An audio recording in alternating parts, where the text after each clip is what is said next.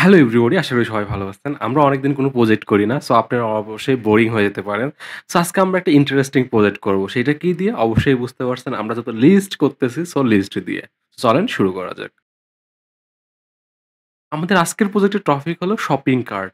আসলে আপনারা অলরেডি দেখতে পাচ্ছেন আমি রকমারি আছে। রকমারি ওয়েবসাইট একটা কি ই-কমার্স ওয়েবসাইট। এখানে কি আছে? এই যে কার্টের একটা চিহ্ন আছে। আপনি কার্টে গেলে এমন আপনি দেখতে পাবেন যে আপনি কি আইটেম এখানে এড করছেন। আমি যেহেতু কোনো আইটেম এড করিনি, সো এজন্য আমার কার্ট কি দেখাচ্ছে? Your cart is empty. তার মানে কি কার্টে কোনো আইটেম নাই। এই সেম টাইপের আপনি কোথায় যাবেন? দারাজে যান, তাও দেখতে পাবেন কি এখানে একটা কার্ট আছে। কার্টে আপনি কি করতে পারেন? আইটেম এড করতে পারেন, আইটেম ডিলিট করতে পারেন, আবার কি আইটেম শো করতে পারেন। তারপরে কি করতে পারেন? ফাইনালি আপনি চেক আউট করে এটা কিনে ফেলেন, রাইট? সো আমরা ওইটাই করব। যেমন ধরেন রকমারিতে আমরা যদি আমার কার্টটা অলরেডি কি এম্পটি রয়েছে। এখন যদি আমি কার্টে একটা আইটেম এড করি, এই যে 1 দেখাচ্ছে, রাইট? এখন আমি যদি আমার এই কার্টটা শো করি তাহলে দেখবেন যে আমাকে এখানে আইটেম দেখাবে যে একটা আইটেম দেখাচ্ছে। আমি চাইলে কি আরো একটা আইটেম এড করতে পারবো, রাইট? এই যে আমি আরেকটা আইটেম এড করলাম, তারপরে ধরেন আরো একটা আইটেম এড করলাম। সো আমি এভাবে কি মাল্টিপল আইটেম আমার কার্টে এড করতে পারলাম। এই যে আমার কার্টে এখন 3 দেখাচ্ছে, আমি যখন যাই তারপর কি কার্টটা আমি কি করলাম এখন ভিউ করলাম। এই ভিউ করার পরে আমি কি করতে পারবো? দেখেন যেখানে বিভিন্ন বাটন আছে আমি চাইলে এটাকে ডিলিট করে দিতে পারবো। ওয়ার্নিং দিছে, ইয়েস আমার একটা আইটেম কি হয়ে গেছে? ডিলিট হয়ে গেছে। আমি চাইলে আরেকটা আইটেম ডিলিট করে দিতে পারবো। ডিলিট হয়ে গেছে, রাইট? তারপরে কি আমি যে ইএমআই তে কেনাকাটা করতে পারি, এগুলো করতে পারি। বাট এই যে চেক আউট, ফাইনালি আমি কি করতে পারবো? চেক আউট করতে পারবো, রাইট? চেক আউট করার জন্য আমার লগইন দরকার হচ্ছে। সো আমরা আসলে এইগুলাই করব। কি করব? আমরা একটা শপিং কার্ট বানাবো। সিম্পল একটা আমাদের ওয়েব এরকম হবে না। বাট আমরা কোড দিয়ে করব। আমরা যা শিখেছি ওইটুকুর মধ্যে। ওখানে আমরা আইটেম এড করব, আইটেম রিমুভ করব, তারপর কি আইটেম শো করব এবং ফাইনালি আমরা চেক আউট করব ব্রো। সো শপিং কার্ট বানানোর আগে তার মানে কি আমাকে একটা লিস্ট নিতে হবে। আমরা কি নাম দেব এটা? শপিং কার্ট ধরেন। আমরা কি করেছি? অনেকভাবে হলো লিস্ট ডিফাইন করা শিখেছি। এর মধ্যে আমি বলেছিলাম যে এটা অনেক সবসময় বেশি ইউজ হয়। সো আমরা এভাবে একটা শপিং কার্ট ডিফাইন করব। এরপরে আমাকে কি করতে হবে? দেখেন আমাকে মেনু এড করতে হবে। আমাদের কাজ কি? আমরা হলো ১ম এ ধরেন দিলাম যে কি শপিং কার্ট মেনু। দেখেন আমাদের শপিং কার্ট মেনুতে কি থাকবে? ১ম এই বলেছিলাম কি আমরা এড করতে পারবো। এড আইটেম মানে কি এক টিপলে সে এড আইটেম করতে পারবে। তারপরে দেখেন কি রিমুভ আইটেম করতে পারবে, মানে কি ডিলিট করতে পারবে। আর এটাকে ভিউ কার্ট মানে কার্টে কি আইটেম আছে এগুলো দেখতে পারবে। আর ফাইনালি কি করব? চেক আউট করবে বা এক্সিট করবে আমাদের প্রোগ্রামটা। সো এই ৪ টা অপারেশন আমরা করতে পারবো। সো ধরেন ইউজার যদি 1 টেপে, হ্যাঁ? আমরা তো কনসোলে নিবো। এই যে এভাবে চিন্তা করেন তাহলে একটু ভালো বুঝতে পারবে। এই যে আমাদের হলো এমন আমাদের আউটপুটটা তো এমন ওয়েব পেজ না, আমাদের আউটপুট হলো কনসোল হবে। এটাকে বলা হয় কনসোল। সো আমরা এখানে একটা অপশন দেব যে তুমি তোমার আইটেমটা কি আইটেম চাও এটা হলো দাও, ইনপুট দাও। সো আমার ১ম কাজ কি হবে? তাহলে এই যে আইটেমগুলো শো করানোর পরে, মেনু শো করানোর পরে আমাকে কি বলতে হবে? তুমি এখন কি করতে চাচ্ছ ওইটা আমাকে বলো। তুমি কি এড আইটেম করতে চাচ্ছ, রিমুভ আইটেম করতে চাচ্ছ, ভিউ আইটেম করতে চাচ্ছ বা চেক আউট করতে চাচ্ছ? এমন একটা আমাকে ইনপুট নিতে হবে। ইনপুটটাকে ইন্টিজার ১, ২, ৩, ৪ এই ৪ টার যেকোনো একটা ভ্যালু ইনপুট দিবে। চলেন এটা লিখে ফেলি। ওকে। দেখেন আমরা একটা ভেরিয়েবল নিছি চয়েস, ইন্টেরিয়র চয়েস। সে কি করবে ১ থেকে ৪ এর মধ্যে যেকোনো একটা ভ্যালু দিবে। ১ দিলে হলো এড আইটেম, ২ দিলে হলো রিমুভ আইটেম, ৩ দিলে ভিউ কার্ড, ৪ দিলে চেক আউট। চলেন এই কোডটা আমরা রান করে দেখি এটা কি হয়। এই যে আমি যদি এখন হলো ১ দিই তাহলে প্রোগ্রামটা শেষ হয়ে যাবে। এই ১ মানে কি হলো? এই এড সে কি করতে যাচ্ছে? Add item.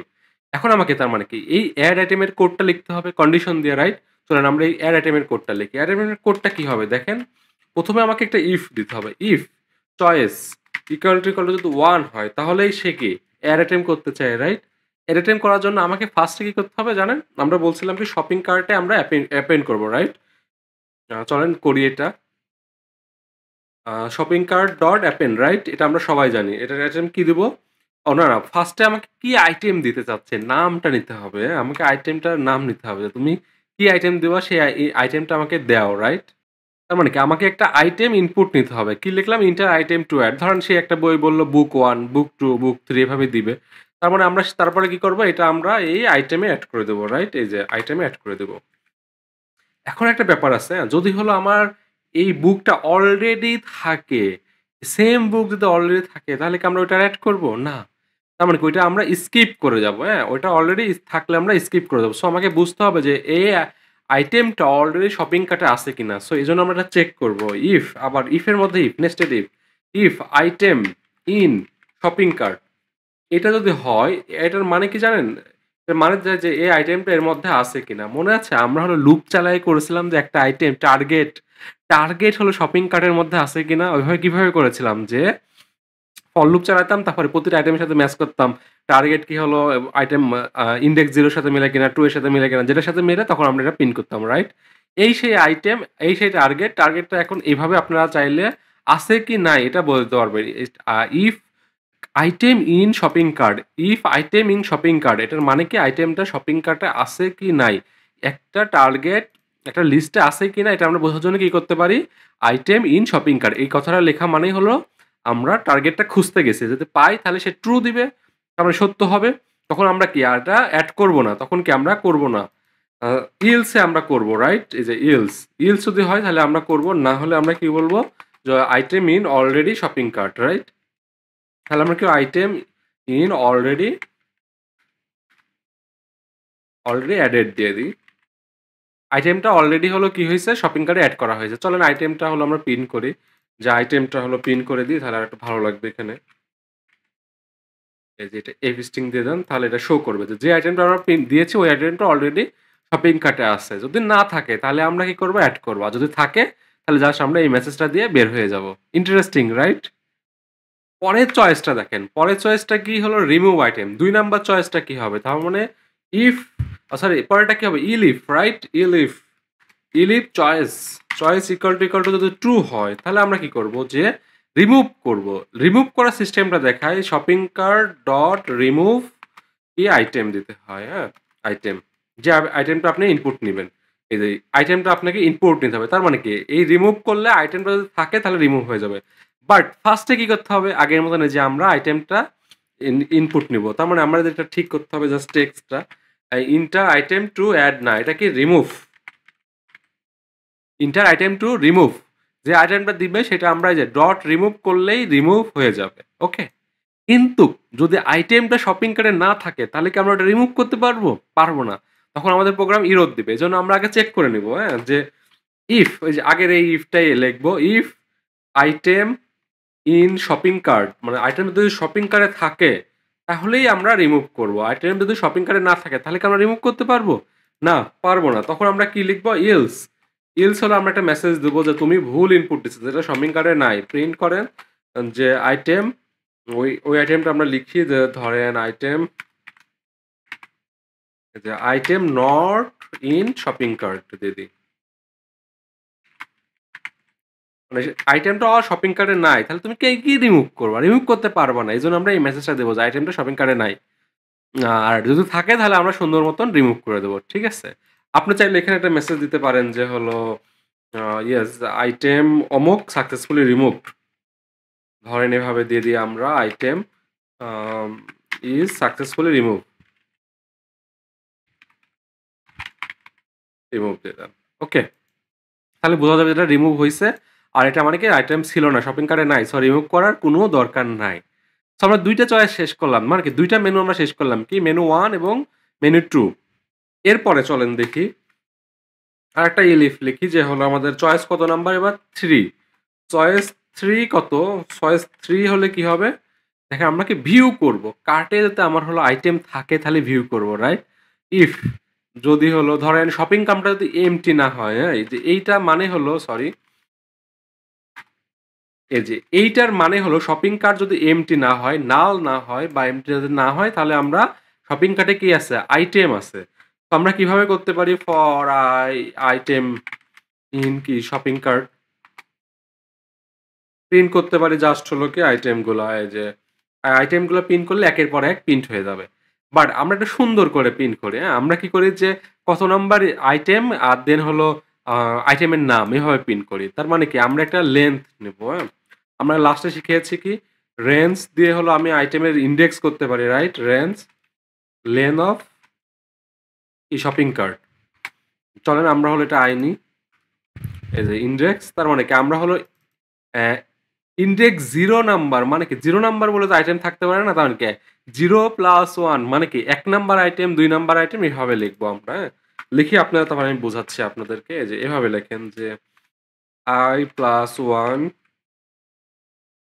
তার মানে কি i নাম্বার ইন্ডেক্সে যে ভ্যালুটা আছে, তার মানে কি 1 নাম্বার আইটেম তার নেম, আইটেম নেম কি লিখবো, শপিং কার্ট আই, রাইট? এই যে শপিং কার্ট আই, তার মানে কি 0 নাম্বার ইন্ডেক্সে দেখাবে কি 1 নাম্বার আইটেম, এইটা দেখাবে। তারপর কি ১ নাম্বার ইন্ডেক্সে যেটা আছে সেটাকে দেখাবে কি ২ নাম্বার আইটেম। তার নেম দেখাবি, রাইট? যে এভাবে নেম দেখাবে আইটেমের। এইটা। আরেকটা এটা হলো আমাদের কি হলো? যদি শপিং কার্টে আইটেম থাকে। আর যদি না থাকে, ইলস কি হবে, রাইট?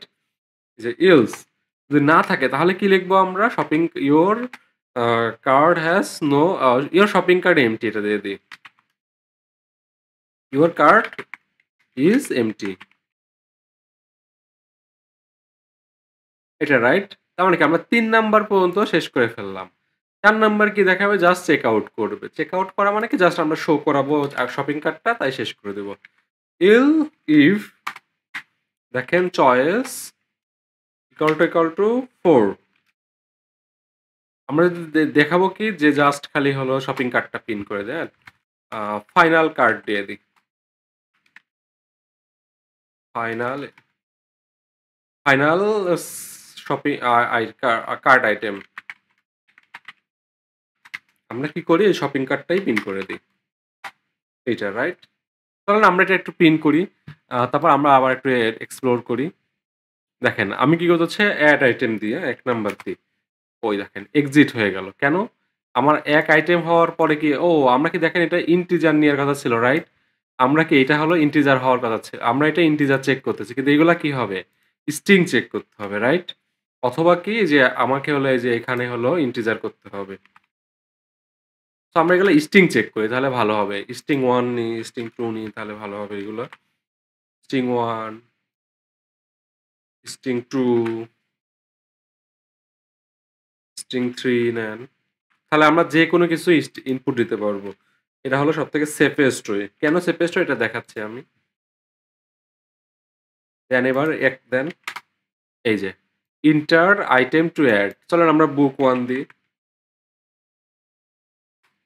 এই যে শেষ হয়ে গেল প্রোগ্রামটা। একটা জিনিস দেখছেন আমি যদি হলো আসেন করে আসি কেন এটা শেষ হয়ে গেল বুঝি।